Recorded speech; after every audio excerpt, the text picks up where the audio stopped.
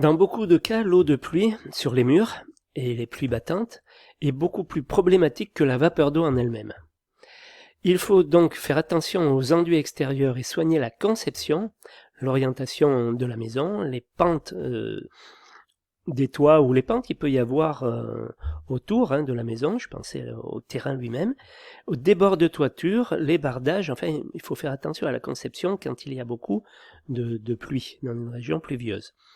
Du point de vue de la conception de l'enveloppe, ce risque dépend du climat extérieur, de la nature des parois, de la position des isolants, des propriétés et de la mise en œuvre des différents matériaux constitutifs des parois.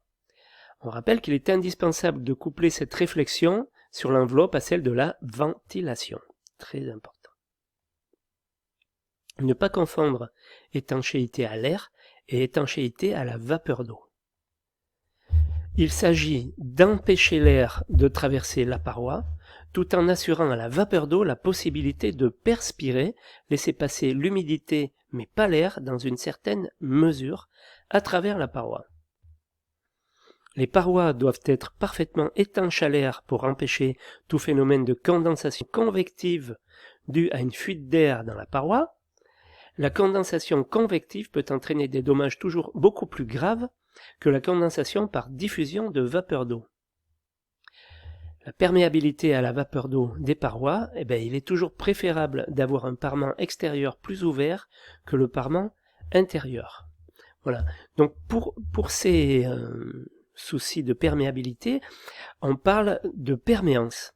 Donc la perméance, c'est égal à la quantité de vapeur d'eau qui traverse un mètre carré en 1 heure avec un gradient de pression de 1 mg de mercure, c'est-à-dire une différence de pression très faible, de part et d'autre de l'écran, de l'écran du matériau qui est en cause.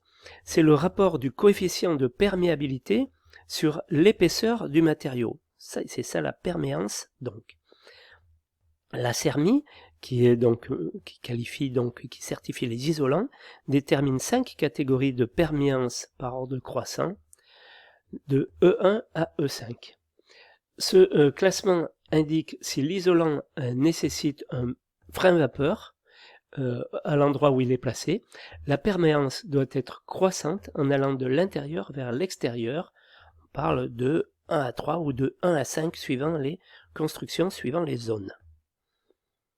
Donc limitation ou maîtrise de la diffusion de vapeur d'eau dans les parois pour éviter la condensation dans la masse. En termes de conception, pour la construction bois ou en mur maçonné plus de l'isolation thermique par l'intérieur, 2 tendances distinctes sont observées. Utilisation d'un écran étanche à l'air, le frein ou pare-vapeur, qui va fortement limiter les phénomènes de convection et de diffusion de vapeur d'eau dans l'isolant. Non-utilisation de pare-vapeur mais choix de matériaux dont la perméabilité permet une migration de la vapeur d'eau sans condensation, c'est-à-dire on a un mur qui respire. Donc, comme première solution, on peut mettre un isolant perméable à la vapeur d'eau plus un frein ou un pare-vapeur. Le frein ou pare-vapeur, il est posé entre le revêtement intérieur et l'isolant du côté de la face chaude du mur, à l'intérieur dans nos régions. Différence entre pare-vapeur et frein-vapeur. Par convention, le frein-vapeur est plus perméant, donc résistant à la vapeur d'eau, que le pare-vapeur. Le SD du frein-vapeur est inférieur à 18 mètres. Le frein-vapeur à hygroadaptation variable, c'est un écran dont la perméance varie selon l'humidité relative et la température de l'air ambiant. Exemple, Intello ou Intello Plus de Proclimat. En hiver, l'écran est presque étanche à la diffusion, il a un SD supérieur à 10 mètres, donc il minimise la charge d'humidité en hiver. Par temps estival, il est extrêmement ouvert à la diffusion, il a un ST inférieur à 0,25 m, donc il a un grand potentiel d'évaporation. Donc à comprendre cette histoire de SD, ça correspond à une épaisseur d'air en mètres. Voilà. Je vous expliquerai ça un petit peu plus loin.